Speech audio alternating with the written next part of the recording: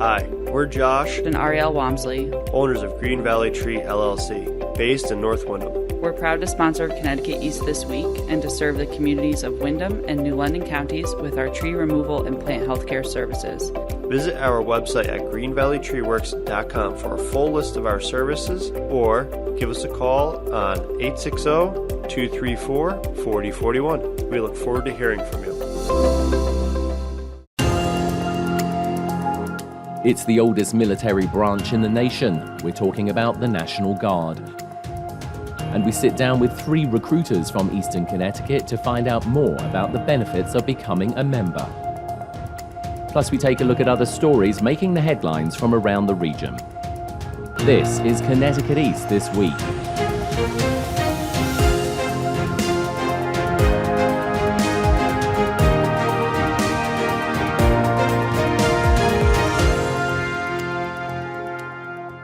Hello, I'm Brian Scott Smith. It's one of the nation's longest enduring institutions. We're talking about the Army National Guard, formed even before the US Army to help protect British colonies back in the 1630s. Today, the Guard is comprised of around 450,000 men and women in all 50 states, 3 territories, and the District of Columbia, and started just up the road from Connecticut in nearby Massachusetts. So what do the Army National Guard do, and for whom? I decided to find out. So joining us on Connecticut East this week, we've been conscripted by the Connecticut Army National Guard here in Connecticut, and I'm at the recruitment office in Danielson, up in the Quiet Corner, which is looked after by Staff Sergeant Joshua Fish. Joshua, thanks for joining us. Thank you, Brian. Also joined by 2 other recruitment specialists who cover Eastern Connecticut. We're also joined by Specialist Emily Watt. Hello, hello. And also Staff Sergeant Curtis Ruckey. Thank you for having us. Before we get into this, we should just quickly, because people are quite good and clever and they Google things, and Curtis Ruckey is a name that has hit the internet, hasn't it, Curtis, because of your dog Yondu? Yeah, I had a video recorded that my wife took when I came home from deployment, and when I left, my dog was just a puppy, so I wasn't sure if he would remember me or not, so we made sure that when I came home, we had a recording going, and obviously, based on the video, he definitely remembered me. Kind of got a little bit excited, jumped up on me, and scratched up my face a little bit, but it was nice. Went viral and certainly turned you into a bit of an influence, and obviously Yondu has now become very famous as well. A fabulous video. Thank you, as I say, the 3 of you for joining us. So we're talking about the Connecticut Army National Guard. We're being very specific about what we say because there is an Air Guard, but we are not talking about that. We're talking about the Army National Guard. Joshua, I want to turn to you first. Bit of back history. What is the National Guard? So the National Guard, we're the oldest branch of the military. We are a part of the Army. We do all of our training with the Army. We have all of the same qualifications as the actual active Army. The difference between us and the Army, though, is we're the state's Army. So each state has their own Army National Guard. We serve, and we live right here in the state of Connecticut. So we serve part-time, 1 week in a month here in Connecticut. Emily, let me turn to you because you're all full-time. So we'll just make that very clear. You're all full-time members of the Connecticut Army National Guard. What got you interested? Why did you want to join this particular branch of the military? So I was in high school, and I wasn't really sure if I wanted to go to college yet or not, but I knew that with the Guard, it was always an option. So we have a tuition waiver, so I can go to any state school and get it completely covered. I didn't actually end up going to college because I liked the National Guard so much that I ended up going full-time as a recruiter. And you're pretty young as well. I mean, if you don't mind, can we ask how old? I'm 22. So, I mean, at the very beginning of your career, what did your parents think? Just very quickly, what did your parents think about it? Because, again, it's not always about what you want. You know, you have to win the hearts and minds of your parents as well, don't you? So my mother, she was very hesitant on letting me join. So they had to sign the papers because I was 17 at the time. Then she kind of realized after talking to my recruiter, it is part-time, like, I'm not necessarily going to deploy anywhere. I'm still going to be really close to home. So she eventually came around to it, especially because she knew, like, it was a motivator for me to go to college. She turned around very fast on it, so now she's super proud of me. Curtis, same question to you. I mean, you're a little bit older, not much older, but, you know, what got you interested in the Guard? So I actually had a few things that pushed me towards it. Initially out of high school, I wanted to join. I actually wanted to join ever since I was very young because my father was in the military himself. But I figured I'd give college a try at first and very quickly found out that college wasn't necessarily for me. I wanted to continue pursuing it, but I didn't want to waste my parents' money. So I talked to a recruiter and they told me basically the same thing that they told Emily, is that we have a tuition waiver where if you wanted to go to a state or community college in Connecticut, you could do that and it would be covered. Thought, Worst case scenario, I don't like going to school. I didn't waste any money going. On top of that, I was very competitive in high school, and I played a lot of sports. I was in track for a while. I played soccer. And being in college, there wasn't that for me. I didn't have any more competitive drive or any really reason for me to kind of get up. I wasn't motivated by school. So I saw the military as another source to be more competitive and keep my drive going. So I joined because of that as well. And I joined the infantry because I thought that'd be the most competitive thing to do. And I was definitely right about that. So I was surrounded by individuals that kept me motivated, kept me working out, made me better myself. And now I'm at the point where I'm trying to pursue even higher levels in the military, like going special forces, and the infantry really drove me to do that. So that's why I joined. And Joshua, same question to you as well. I mean, again, young man, decided that, you wanted to join the National Guard. Why? So actually, I have a completely different story from both of my colleagues here. I actually never wanted to be in the military. I was super scared of the military. I was very afraid. So I went to trade school for high school. I did HVAC. I was a very quiet kid. I never played any sports in school. I was a pudgy little kid. I was working for an oil company. And one day, one of my roommates, a really good friend of mine still, he went and joined the Marine Corps Reserves and never wanted to be in the military. I had no interest in it. I was like, you know what? I'm going to go in the Army. So I went to a National Guard recruiter. They're like, why did you want to join? And I was like, my friend's joining, but I was like, I'm scared of the world. I kind of just want to get confidence, right? I want to get confidence in myself. I was like, you know what? I'm just going to do it. I'm just going to go for it. And that was 10 years ago. Now I'm 30 years old. I'm making a full-time career out of it. So it was funny. I never thought I would see myself in the military. Now I'm a full-time recruiter. So the three of you, as we said, you're all full-time recruiters. You're up and down Eastern Connecticut talking to, all manner of people in schools, etc.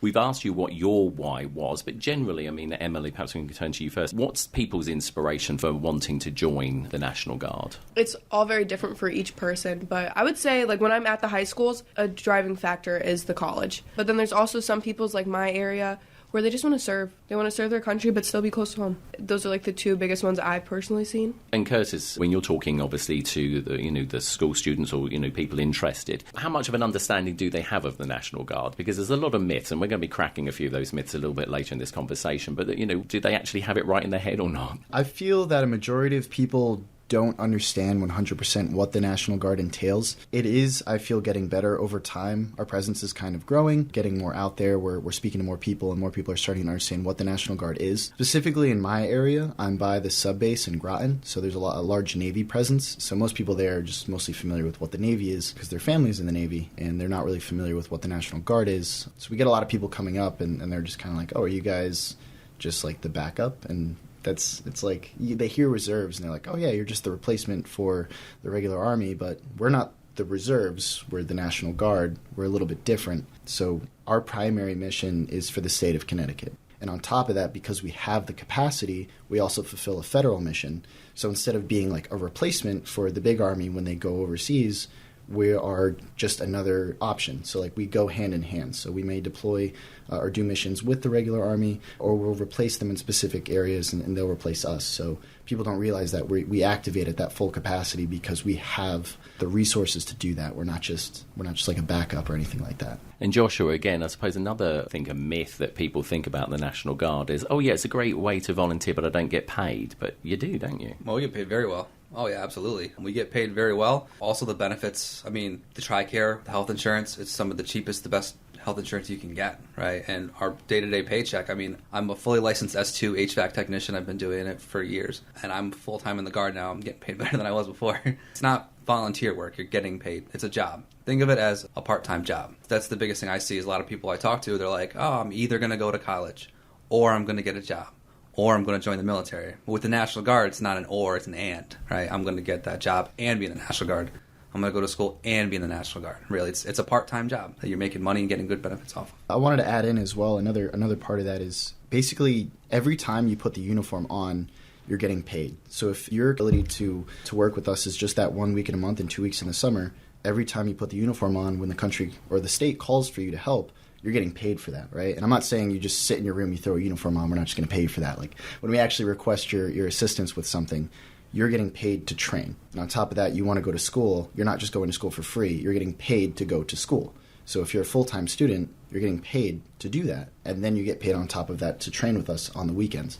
So you're getting these hard and these soft skills that usually you would be paying hundreds of dollars or thousands of dollars to go to another school or a place where you can get some credentials, and we're paying you instead of you having to pay for it. So it's a great benefit. Let's just talk a little bit more about that commitment. You touched upon it there, Curtis. It's so once a month and then it's like 2 weeks of training. So the thing we like to say is to round it out is basically 1 week in a month and 2 weeks in the summer. One unit might drill the first weekend of every month. And then in the summertime, usually like June or July, they'll have a 2-week-long annual training where they get together during the summertime and they do like a larger set mission. Do your job. So like a lot of our 1 week in a month is training. So if you're a medic, you're training on medical operations, you're just doing your medic, keeping your certification up. During that annual training, you're taking all that training you've done for the last few months and you're kind of putting it to use. Let's talk about some of those jobs, Emily, because, of course, I suppose instantly, again, people, if they don't know enough about the National Guard, just think of the infantry side of it. But, of course, there's many, and we're not going to touch on every single one because there are so many different things that you can do, which is staggering. But just talk to us about some things like, Joshua mentioned about, medical sort of thing. So there's 84 different job options. Kind of depends on any person, really. So you can be a mechanic, you can be a cook. There's a job for anybody who has a certain interest in anything. So you have paralegals, chaplain's assistants, admin, anything like that. You want to be hands-on, you can be hands-on. It's really just on the person and their score for the ASVAB. So we take the ASVAB, you get your line scores, and pretty much when you're taking the test, it goes into certain details. So like there'll be like a mechanic portion or like more science and STEM portion or something to the effect of that. And then for me, like I did really good with like military police options. Military for years, and even still to a certain degree, is still like very male orientated. So how much more interest are you seeing from women wanting to join this? Because it is equal opportunities. I mean, women can do the same things as men, but often they're told no. And this is a great question for me. I get a lot of interest from females, actually. So there's something very empowering about doing the same exact job as a typical man would and doing it just as well. So I actually get a lot of interest in military police officers as far as like the female applicants that come into my office. So very similar to like what I used to do before recruiting. And it's definitely like more of a male-oriented career, but as a female, it is equal opportunity. There's so many stigmas against women joining the military, but my brothers and sisters, I get treated the same just as anybody else. Yeah, that's a stigma now. Actually, I'm thinking about it. Out of all of my recruits, I think I've enlisted more females than males.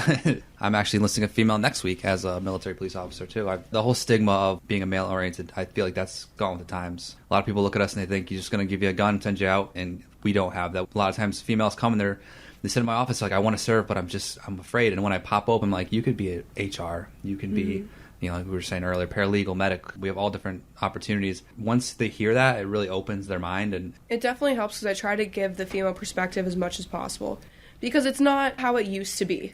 It's definitely changed. So in my old unit, in my platoon, we had a very big group of females and we were all very close and we all got treated the same. The opportunities were all there. It's about your work ethic. It doesn't matter what your gender is. It's your work ethic at the end of the day. Even in the past 6 years, I've seen it change a lot. So I've been in the infantry for 6 years before I started recruiting.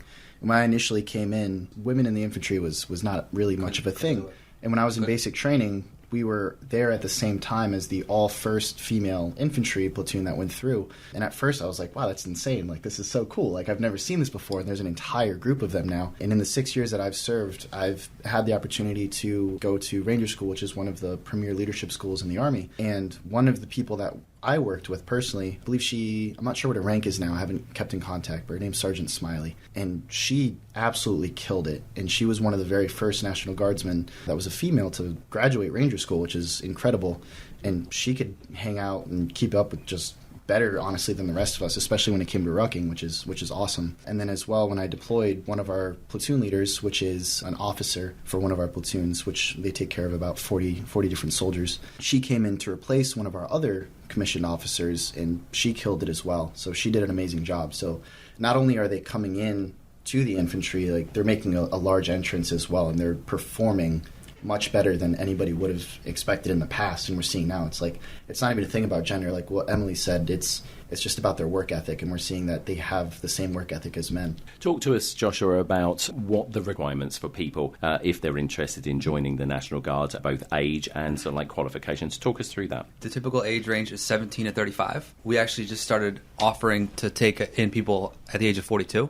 Anything over 35, so between 35 and 42, you're going to need to get like an age waiver. But if you're 38, 39, you've always thought, man, I really wish I went into the military, it's not too late. A lot of what we're seeing now is do require different physical requirements. Not necessarily like you don't have to be Arnold Schwarzenegger to come in the military. That's not what I mean by physical requirements. More like medical requirements, right? Obviously, you need good height and weight standing. A lot of medical requirements, what we're seeing is our biggest roadblock recently, different medications and different surgeries. So just be prepared if you're thinking about doing this and you've had surgeries in the past, medications in the past, just getting those records together for us. But we have a little saying, we have waivers for everything.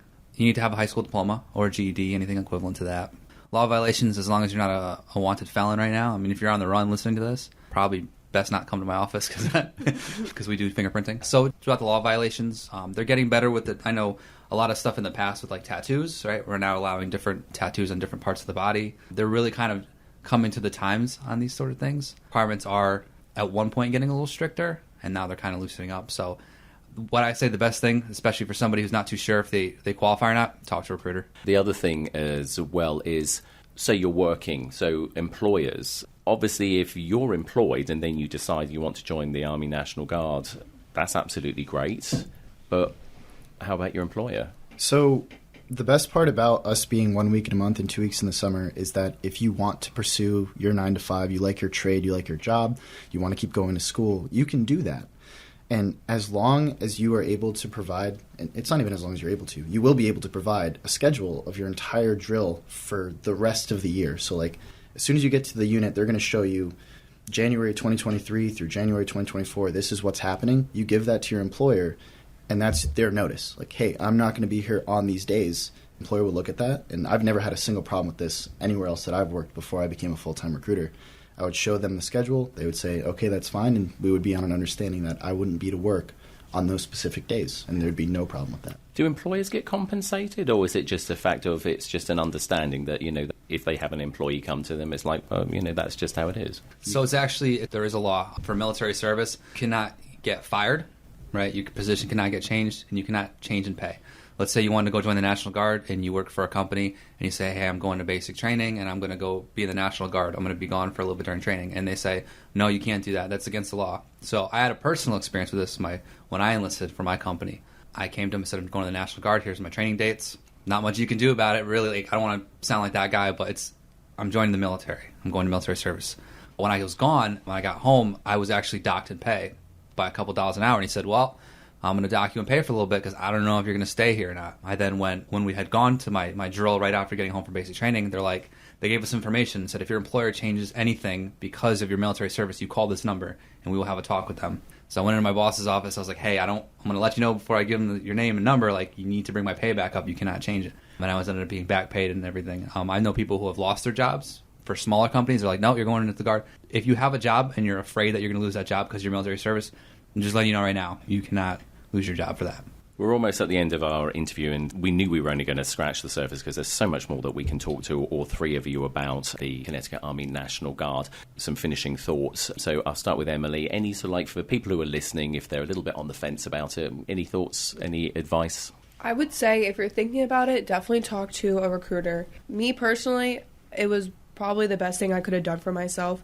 It has nothing to do with the job training. Yes, it has all been good and well, but it's honestly about the friendships that I have made along the way. I have met people who are amazing and they're my best friends, and honestly, that is the whole reason why I keep doing this, is because I love the experience and I love the people I meet. It's not just about the job training. Yes, that helps. The money is great. Yes, that helps, but it's honestly the people you meet along the way. I would say pretty simply, if not now, then when, right? So there are a lot of people that are like, oh, I wish I joined the military, or I'm thinking about joining the military, but I might look into it in a few years. I'm going to school right now, or I got this really good job right now. We've already explained, you could do these things at the exact same time, and there will be no repercussions. There's only benefits to it.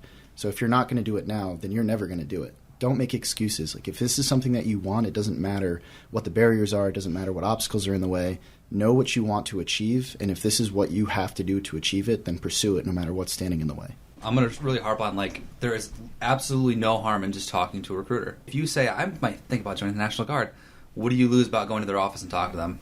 What, a couple minutes, a couple cents in gas? You're not losing anything by talking to a recruiter at all. And what a lot of people, the stigma we get as recruiters, they think we're robots that are out to get people in the military, right? we're humans. I have 2 kids in daycare. My wife works in Connecticut. I've been in Connecticut my whole life. I'm a human being, right? I'm not a robot. I'm not going to steer you in the wrong way. I'm very straightforward and honest with people. And if it's not something you want, I'm not going to stalk you at your house and convince you to join, right? We're human beings, right? We're not going to steer you in the wrong direction, for sure. So just go talk to somebody. And of course, ultimately, all of those benefits as well, if you join from, free tuition to, as you said, all the health benefits. But of course, the most important thing, other than what Emily was just saying as well about making great friends and meeting people, is you're serving your community. And there can be no better thing than that at the end of the day, is being able to sort of lay your head down on the pillow at night and know that you've done something good for your local community. To the 3 of you, thank you for your service. Thank you for your time as well. And it's been great talking to you. And thanks for being on Connecticut East this week. Thank you, Brian. Thank you. Thank you. And if you're interested in finding out more about the Connecticut Army National Guards, then visit their website at nationalguard.com and select your region to find a recruiter near you.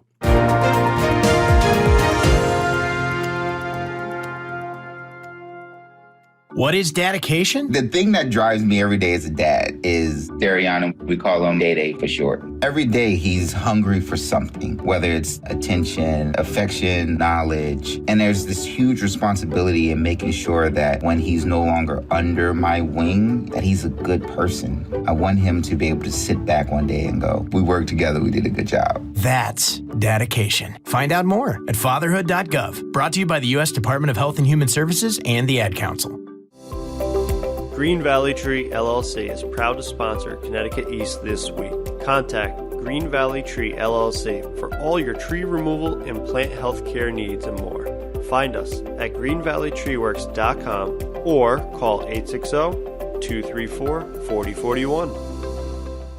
Time now for a look at other stories making the headlines this week. The Connecticut Business and Industry Association, CBIA, the state's largest business organization, is advocating for more affordable housing to help grow Connecticut's future workforce.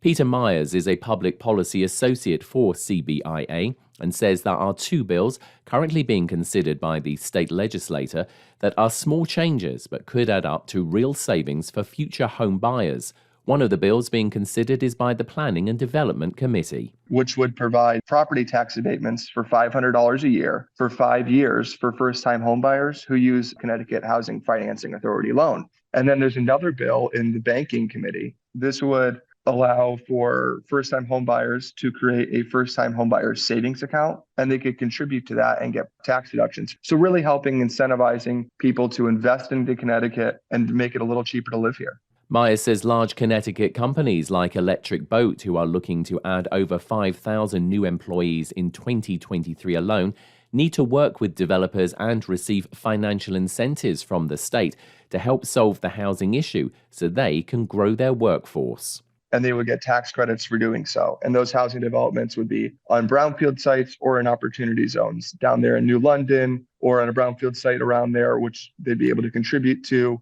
designated for their workforce, and their workforce could live there. And it breaks down to 50% market rate, 40% workforce, 10% low income. And workforce housing is really just 20% less than the prevailing rent. So it's a little cheaper for the workforce to live there. Myers says the state could also consider using unused brownfield sites in the state to build homes on, speeding up the process of them being cleaned up under the state's Brownfield Remediation and Development Program. The CBIA says there are nearly 100,000 job openings in the state, and 85% of the state's employers are experiencing difficulties finding and retaining employees because of the lack of housing and the state's high cost of living. Since the pandemic, rent prices in Connecticut, according to data from Apartment List, have increased on average from around 11 to 17%, and in some areas of the state even higher. Recently, legislators dropped a proposal to cap rent increases in the state at 4% plus inflation after a heated debate in the Capitol,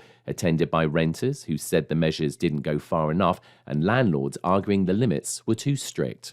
The U.S. Coast Guard's Research and Development Center is celebrating its 50th anniversary at its home in New London. The center has developed technology and products that have significantly enhanced the Coast Guard's service and ability to carry out its missions both at home and overseas. To mark the event, an open day was held, allowing local leaders and the public the chance to walk around and see what the scientists and researchers do on a daily basis. Mike Passero is the mayor of New London and said it's only fitting the centre is where it is today. This is the only R&D center for the whole branch of the service. It's amazing that they chose New London. I come down here and visit and see the work they're doing, and I think this is the place it should be. We have Coast Guard Station New London, we have the Academy, we're going to have the Coast Guard Museum, and we are a Coast Guard city.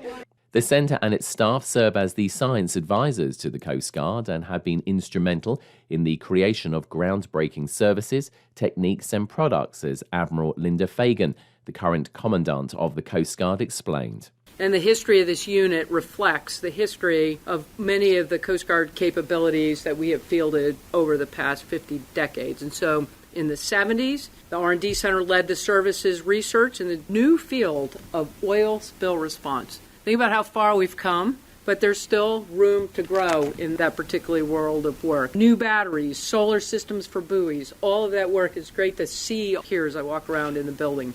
Over the last 50 years, the centre has delivered nearly 2,000 research products ranging from advanced sensors and tactics, improving Coast Guard search and rescue techniques, to challenging world events including the Exxon Valdez oil spill disaster in Alaska in 1989, to enhance port security needs after the attacks of September 11th. Students in northeastern Connecticut will be the first in the state to take a new course to help them learn about machine learning and artificial intelligence. The STEM Introduction to Machine Learning and AI course is open to grades 10 to 12 and will begin in the fall at Plainfield High School.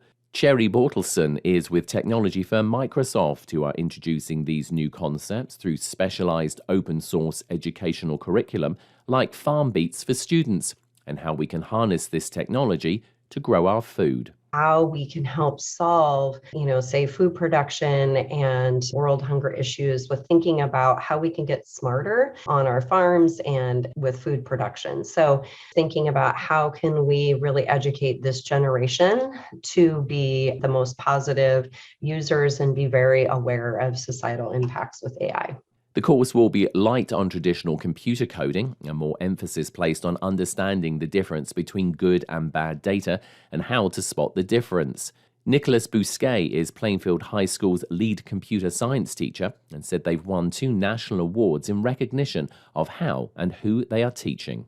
For some huge strides that we took in growing proportional representation in our classes, more female students, more BIPOC students, more students with disabilities who perhaps just needed an open door to discover the empowerment and creativity that a computer lab should offer to all.